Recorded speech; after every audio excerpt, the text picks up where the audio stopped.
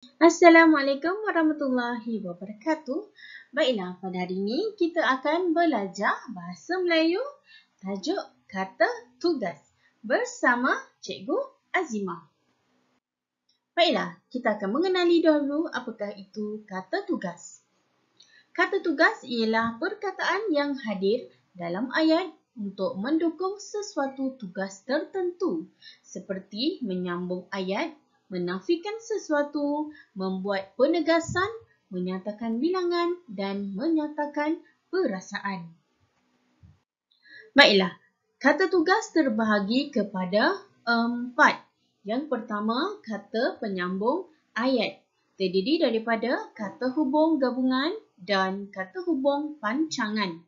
Yang kedua, kata praklausa, iaitu kata seru, kata tanya, kata perintah, kata pembenar dan kata pangkal ayat.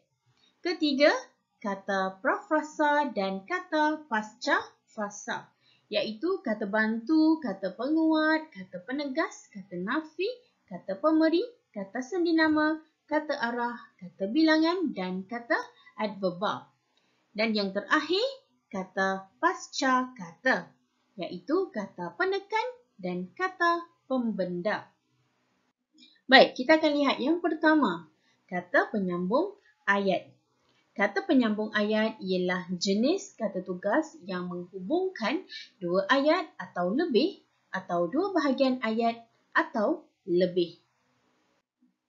Terdiri daripada kata hubung gabungan. Jenis kata yang menghubungkan dua klausa atau lebih yang sama taraf sifatnya. Contoh kata hubung gabungan atau, tetapi, serta dan lalu, malahan, sambil, kemudian. Baik, kata hubung pancangan iaitu menyambungkan klausa pancangan pada klausa utama.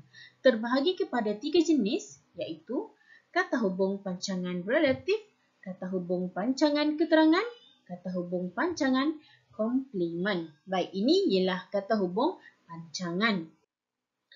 Kita lihat yang pertama, kata hubung pancangan relatif menghubung klausa utama dengan klausa kecil. Kata hubung pancangan relatif ialah yang. Yang. Yang kedua, kata hubung pancangan komplement menghubungkan pelengkap pada klausa utama. Yang ada dua, iaitu untuk, bahawa. Yang ketiga, kata hubung pancangan keterangan menghubungkan klausa yang menjadi keterangan pada klausa utama. Contohnya, agar, semoga, meskipun, supaya, sebab, untuk, apabila. Baik, kita teruskan. Kita lihat yang kedua, kata praklausa. Kata praklausa ialah sejumlah perkataan yang terletak di hadapan klausa, iaitu terdiri daripada kata seru, kata tanya, kata perintah, kata pembenar dan kata pangkal ayat. Kita lihat yang pertama, iaitu kata seru. Kata seru ialah bentuk kata yang berfungsi melahirkan berbagai-bagai perasaan dan digunakan dalam ayat seruan. Ini kata seru. Contohnya, aduh, nah, aduhai, oh, syabas, amboi, wah, cis. Baik, ini kata seru. Yang kedua, kata tanya. Kata tanya ialah perkataan yang digunakan untuk menanyakan sesuatu atau menyoal sesuatu. Baik, contoh kata tanya. Berapa, bila, bagaimana, mengapa, siapa dan banyak lagi. Baik. Yang ketiga, kata perintah. Kata perintah ialah perkataan yang bertujuan menimbulkan sesuatu tindak balas terhadap perintah, larangan, silaan atau permintaan. Baiklah, contohnya, jangan, usah, sila, jemput, minta, tolong, harap. Baik, seterusnya, kata pembenar. Kata pembenar ialah perkataan yang mengesahkan sesuatu pernyataan. Kata pembenar, ya, benar, betul. Baik, sekarang kata pangkal ayat.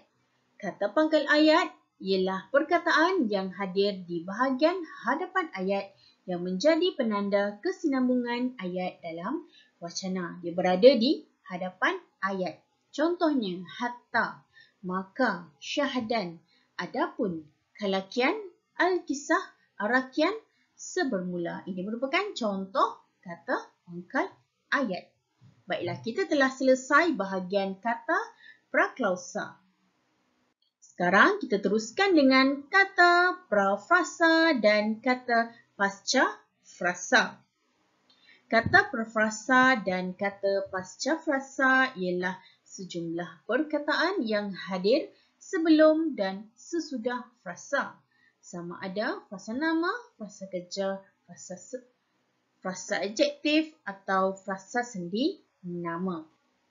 Yang pertama kita lihat kata bantu. Kata bantu yang hanya hadir sebelum frasa ialah jenis perkataan yang bertugas membantu frasa dengan menimbulkan makna tambahan dari segi aspek waktu atau ragam. Ya, kata bantu terbahagi kepada dua, iaitu kata bantu aspek dan kata bantu ragam. Yang pertama, kata bantu aspek menimbulkan suasana perbezaan masa. Contoh kata bantunya telah, sudah, baru, pernah.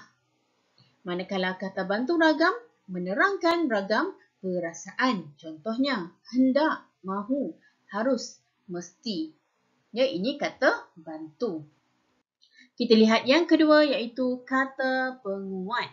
Kata penguat ialah perkataan yang mendahului atau mengikuti frasa atau kata adjektif dan berfungsi menguatkan maksud yang terkandung dalam kata atau frasa adjektif. Baik, kita lihat. Kata penguat terbahagi kepada 3. Kata penguat hadapan, contohnya terlalu, paling, agak, cukup, makin, kurang. Kata penguat belakang, sekali, benar, betul, nian. Kata penguat bebas, amat, sangat, sungguh. Baik, kita teruskan dengan kata penegas. Kata penegas ialah sejumlah perkataan yang memberikan penekanan pada bahagian-bahagian tertentu dalam ayat. Baiklah, terbahagi kepada 2.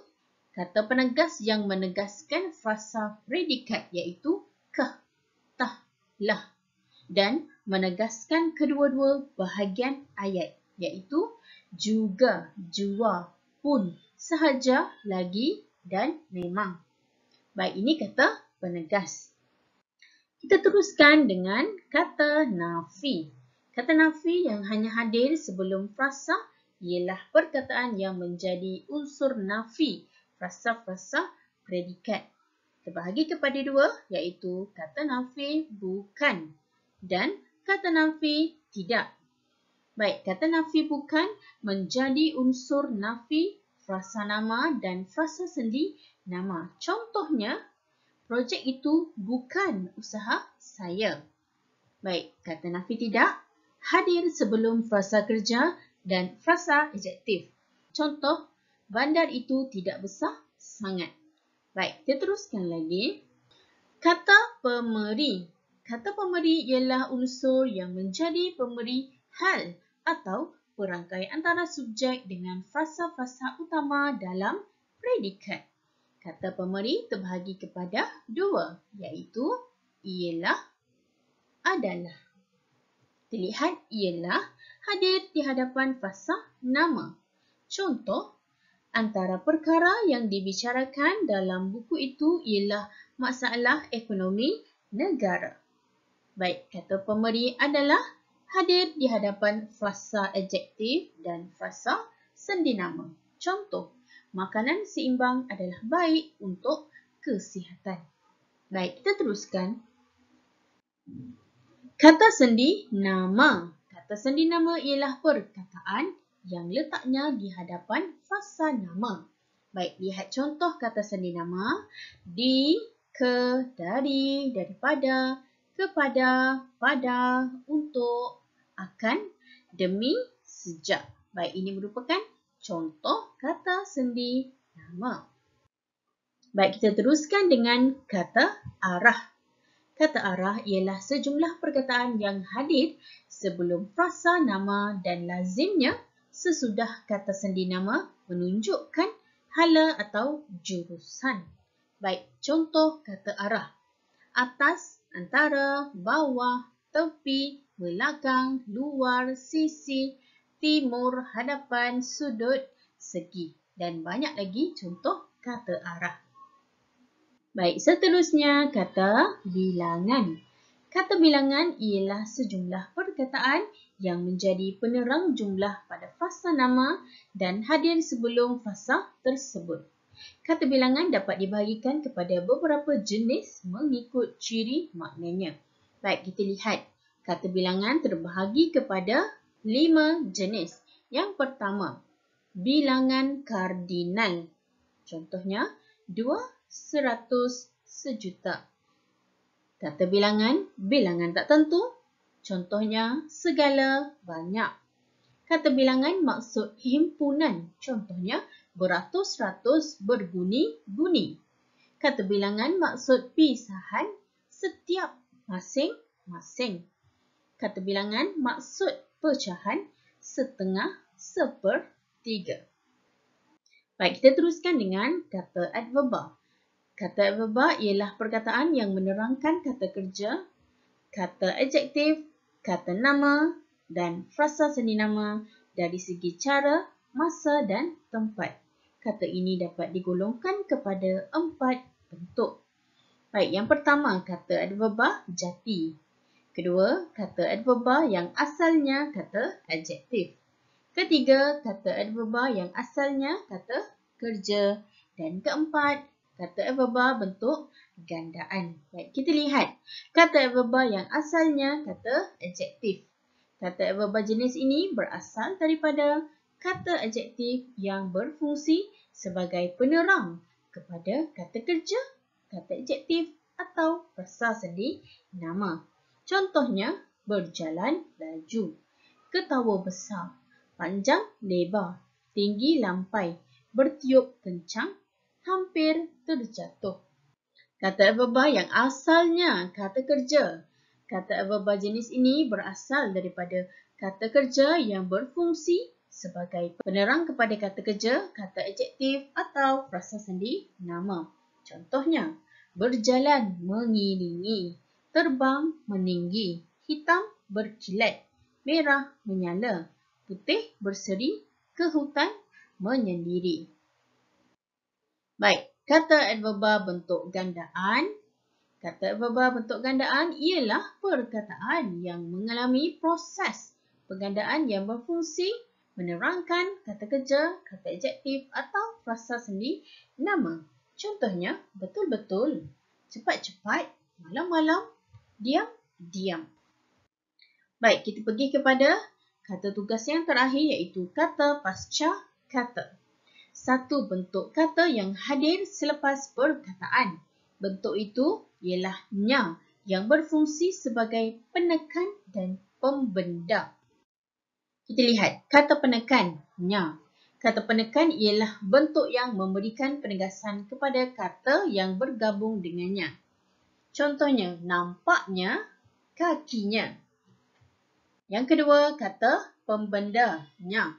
Kata pembenda ialah bentuk yang menjadikan sesuatu perkataan yang bukan daripada kata nama sebagai kata nama. Contohnya, lajunya, sakitnya. Baik, sekian saja video pembelajaran kata tugas. Terima kasih. Assalamualaikum warahmatullahi wabarakatuh.